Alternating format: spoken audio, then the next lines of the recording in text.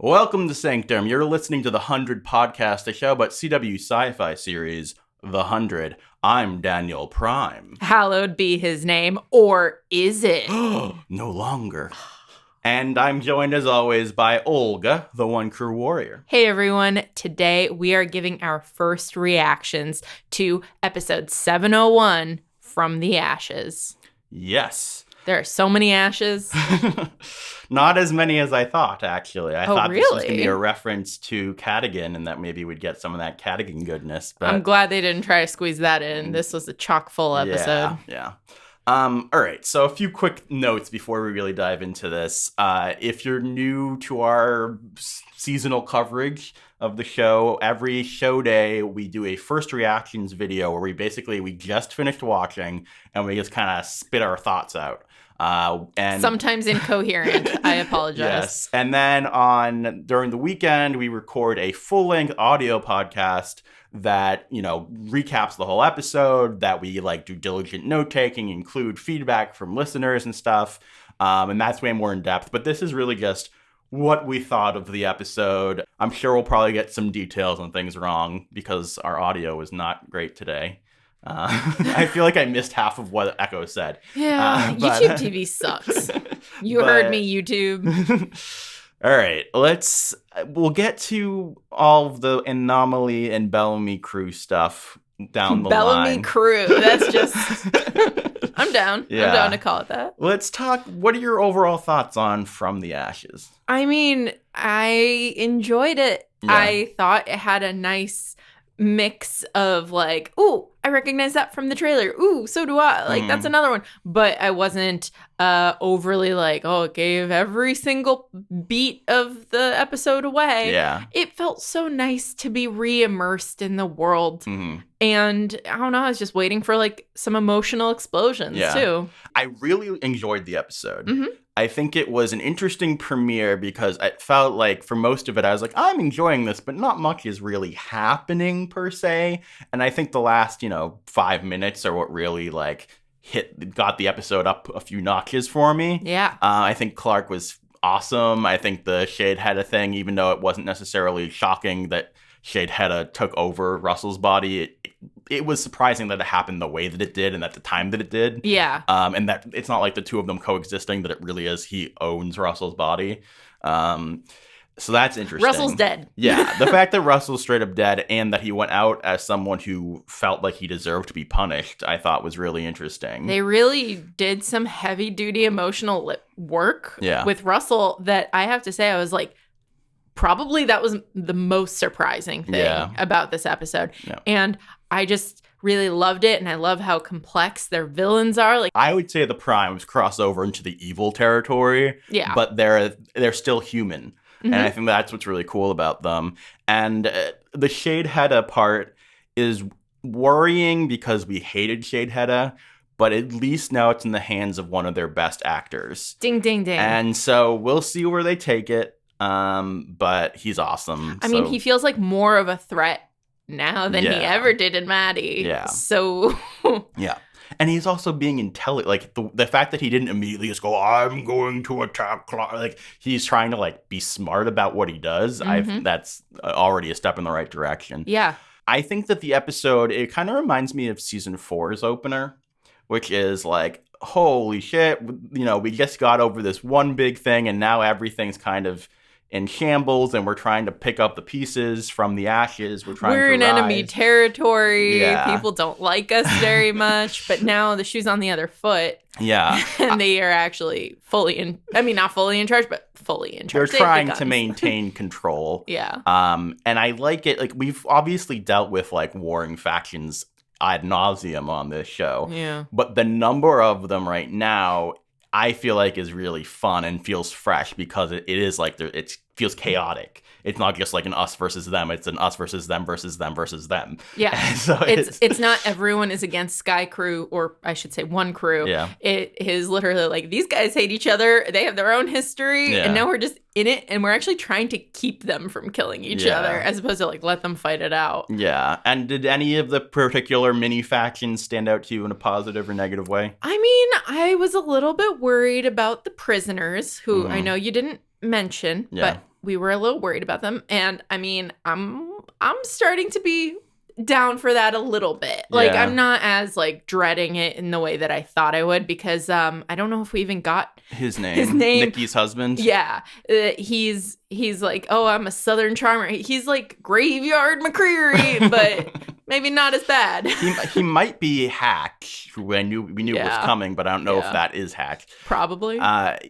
It's interesting. One thing I'd say about this episode is I don't think that it did a great job introducing the new characters, really. Like, that was the fact that Nikki had like half a sentence, and then that he felt a little goofy to me. Like, I'm not sure about the prisoners yet. We'll see where it goes. I'm just saying I enjoyed that scene overall. Yeah. And again, like you said, it's they hate them, they hit them, they hate them, and that whole thing. And then there's just Clarke being like, I'm not actually fully the target of hate in the way, in the same manner as I'm used to. Yeah. I also it's kind of like how she just like slides back into the de facto leader. No one's actually saying it, but like it kind of is. They know. And thank God no one's complaining about it this season, right? Raven. Yeah. Raven was very good this episode. She I'm didn't so do a whole excited. lot, but everything she did, I did not want to kill myself.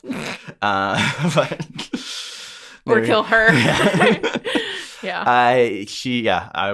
They're on the right track with her. They're on the right track with Murphy. I thought really interesting seeing how they're building that up. For the record, even though it's done now, but I did call like an hour before the show started, like, what if they are pretending to still be the Primes? Yeah.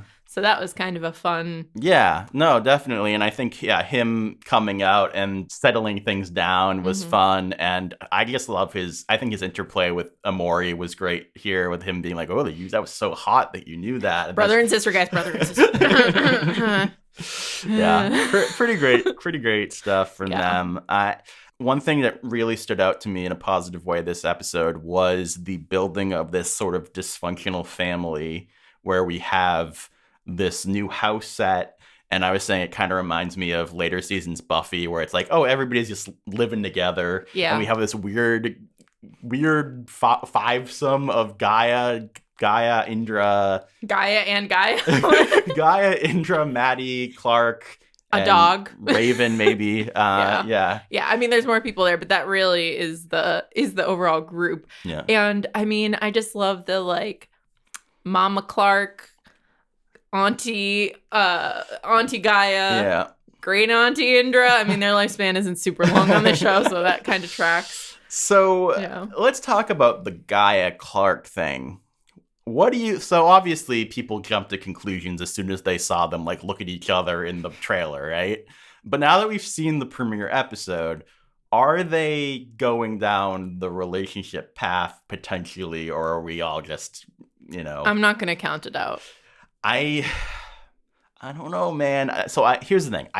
When people were talking about it from the trailer, A, I was like, people are jumping to conclusions, but B, I was like, I'm not on board with this because it's way too late to be introducing something like that. Like, it'd be one thing if they introduced it last season or the seasons before, but like, this is the season where you pay things off. It's not the seasons where you start something like that new.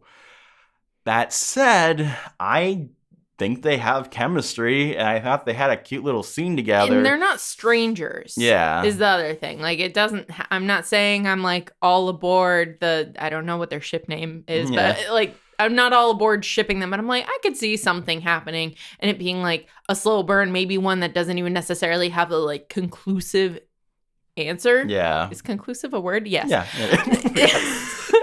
It's late. I've been very excited for this episode. Yes. So I could see them kind of like, they hold hands or something like towards the end of the season. Yeah. And it's like, a little bit of a flame between them. Oh, God. I mean, I could see it being...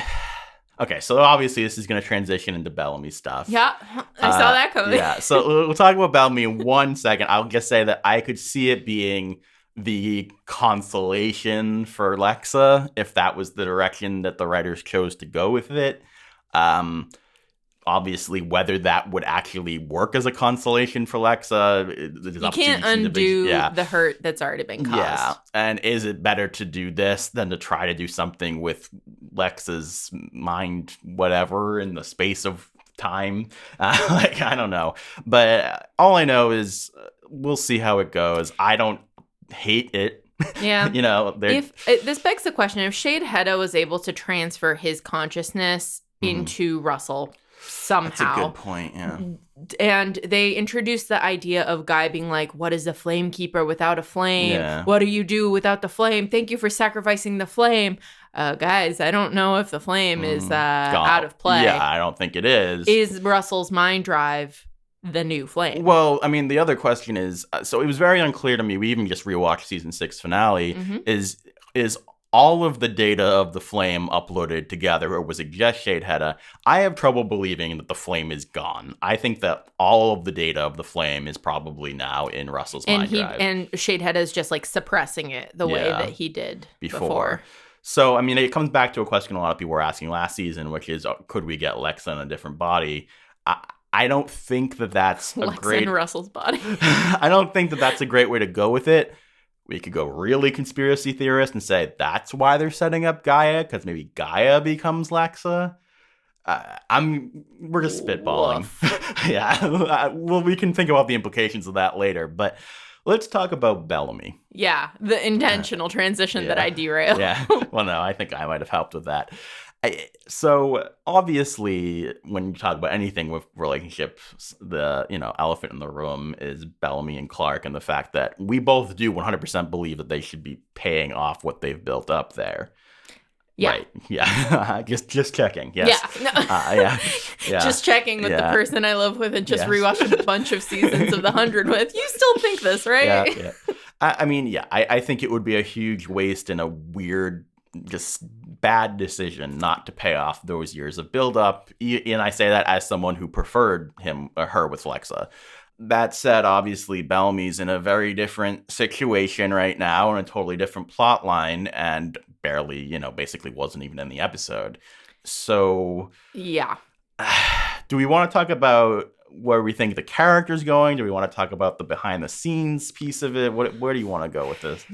Let's start with what's on the show. Yeah. Because that is canon. Yeah. And it's easier to theorize about what is seemingly what writing is on the wall. Yeah. So, yes, we both saw from the trailer, we predicted Bellamy got captured. Yeah. I think that, the whole thing of, can I just point out, usually Clarke is separated from our main group. Yeah. Like, that's the whole thing. Clarke is away from everyone. Well, surprise, guys, Bellamy gets the storyline now. Except this time it's potentially off screen. Yes, I don't think it's going to be on screen. Yeah, but the question is for how long? And that's the real question. Hopefully, from rumors, it's at least 3 episodes, maybe more. But we also don't know. A, we don't know, but B, we don't know once he shows up again, is he then there for good, or does he come in and out? So again, let's go back to the show. It's like what is on the show. He's been captured by these people and they go in the anomaly. This thing is time dilated and also space dilated. Yeah. We read on the screen that the intention was to take them to Bardo, which is a planet from the title sequence. Well, that was the intention for Echo. Did it definitely say the same thing? It didn't. It just said Bellamy Blake status captured. Yeah. So, but presumably, if 2 of the 4 of them were supposed to be sent to Bardo, he's probably in Bardo. Yes. So, as Gabriel said, a matter of seconds of going into the anomaly could result in months of time. Yeah. Therefore, Bellamy separated for a long period. Bellamy is also on his own, just like time path. Yeah. Including location path. So, let's just talk about it on a story level. If it was 100% a story thing and we wasn't any of the behind the scenes worries, I wouldn't personally have an issue with this. I understand why other people would. Personally, I'd be like, okay, I'm bummed I'm not going to see him for a few episodes, but if it pays off with him getting an awesome storyline, cool. Yeah. But on the flip side of that, I understand where people really, really love the character and that his relationship with Clarke is obviously core to the show. That said, he wasn't in this episode, and I really like this episode. And there's plenty of story and characters to mine that I think are also great.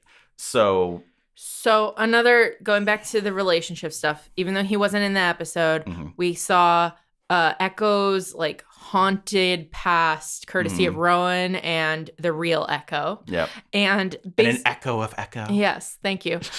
So their whole thing is, what do you do when you don't have someone to report to? Yeah. Now you don't have Bellamy, who you love, to follow. Who are you taking orders from? Yep. So considering Echo is a main character and the three of them, her and Gabriel and Hope, go into the anomaly, I think part of her journey is going to be finding herself and defining herself as an individual away from Bellamy. Which is good. Because that's something I feel like they were sort of half trying to do last season. Not even half, like this much away from. Yeah. By introducing the character, the idea of Ash to Riker. Anyway, the point is that I could see them with time and distance and her own attention trying to break up or potentially make room for a Bellamy, wedge between the two of them. Yes, and Bellamy and Clarke. So if we're talking, I'm not saying that they're going to give it to us. I'm not saying that ship is going to come to fruition, but it's a good way. These tidbits are kind of pointing me into that direction. So I think the Bellamy crew plotline is something that I 100% need to rewatch to have like concrete feelings on. It's interesting. I am enjoying Gabriel in this episode and his He's such dorkishness. a dweeb, yeah. Yeah. I think that it was not, when I was talking earlier about introduction of new characters, I don't think this is a great introduction for Hope. Nothing about her really appealed to me in this episode. She was fine. I think that honestly, I don't know if you saw this, but a lot of people, they put out a sneak peek a few days ago that was just one of the scenes of Gabriel, Hope, and Echo talking, basically in the woods.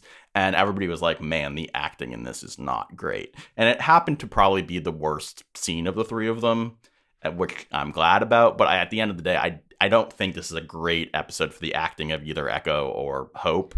But I'll be honest, to each their own. It could just be like, there might have been a lot of stuff going on. It could have been a very early filming day for them, and they didn't really like get a good vibe off of each other and know how to work together very easily. We don't know. Yeah. I'll be honest, nothing super stood out to me as like bad. Yeah. I think it's hard to latch on to a character who is confused and doesn't know what's happening or what's going on, which is why I don't think that we connected with Hope very well. Yeah. I hope that they don't stretch out her amnesia to a strong degree very long. Yes. Because one of my most hated tropes in all of anything is the character who has no personality because they have amnesia. Yeah. Like, that is not a character I care to watch.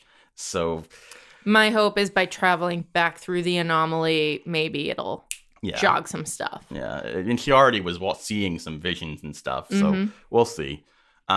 Let's talk a little bit about the behind-the-scenes stuff with Bob.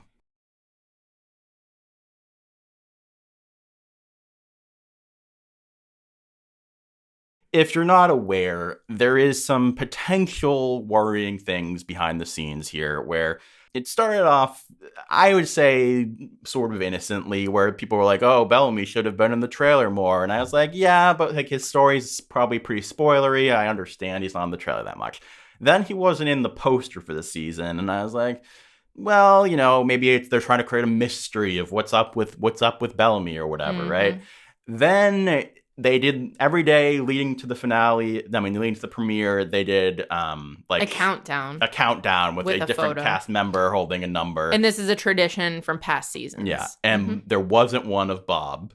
And then today they did like the big cast and crew shot. And Bob wasn't there. Yep. He wasn't the only one who wasn't there, but he was notably not there. It's weird to have your second build person not included in any of the promo materials aside from recycled footage in the trailer. Yeah. And like the first 3 shots from the new episode. So like, it's worrying. And then, there has been like hints of unrest between Jason and Bob, throughout the years, but especially lately. Since I would argue the season 6 finale or conclusion of season 6. So. Yeah, and if somebody who's more tuned into this stuff wants to give us a synced email for the audio podcast, just sort of running down this stuff, maybe we can get some more info. But basically, people are worried that Jason is purposely pushing Bob out because they have a tiff. Yeah.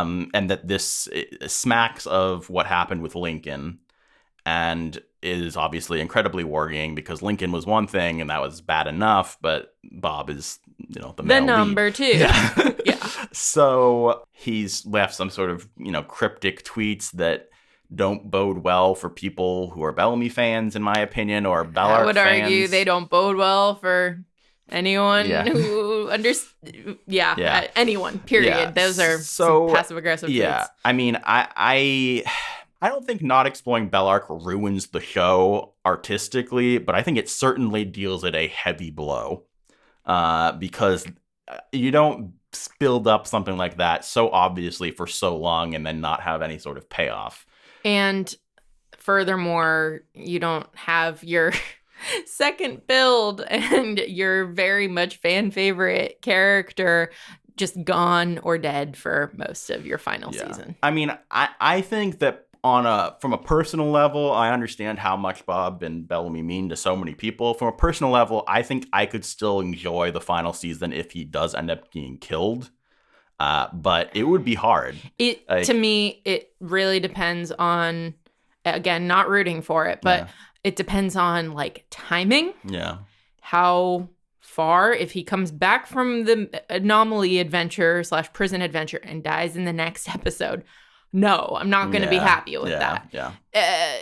Or even 2 episodes probably, but it's timing and it's circumstance. Yeah. It is what leads to it and what are the terms. Yeah, and obviously I'm still hopeful that he doesn't die, that I'm not Bellarke ready. happens. Yeah, I'm not ready to, again, I'm just not even ready to say, this is happening. Yeah. For all we know, Bob is just had a very negative experience working with Jason, that it doesn't necessarily fully have to do with the character or what they do with the character. I mean, that might be wishful or naive thinking. I don't know. We don't know. That's the thing. And so I'm going to focus on what we do know, and what we know is that this was a fun, enjoyable episode. On paper, the premiere was a good time. Yeah, if I didn't know any of this stuff in the background, I wouldn't be worried about this at all. I'd be like, oh, they're setting up something for Bellamy. That will be interesting. So on that note. Hoping for the best. We'll have so much more to discuss going forward in our audio podcast. My aim is to put them out on Mondays at 10 a.m. Eastern. So we'll probably end up recording them Sundays and then putting them out Mondays. So get your feedback in. And there's a myriad of ways that you can do that, Olga. You can leave a comment down below in YouTube. You can, what else can you do? You can email us at the100pod@gmail.com. You can go to the100podcast.com. That has a contact us form there. You can also just go there to get all the stuff you need about us. And then you can go on our Twitter. There's 100 podcast at the 100 podcast on the Twitters. And tweet us. Your thoughts. Yeah. So thank you guys so much for watching. I hope people were able to enjoy, despite all the, fandom uproar, understandable fandom uproar. Yeah. And we'll be back Monday, and then we'll be back Wednesday. See you guys. Bye. May we meet again.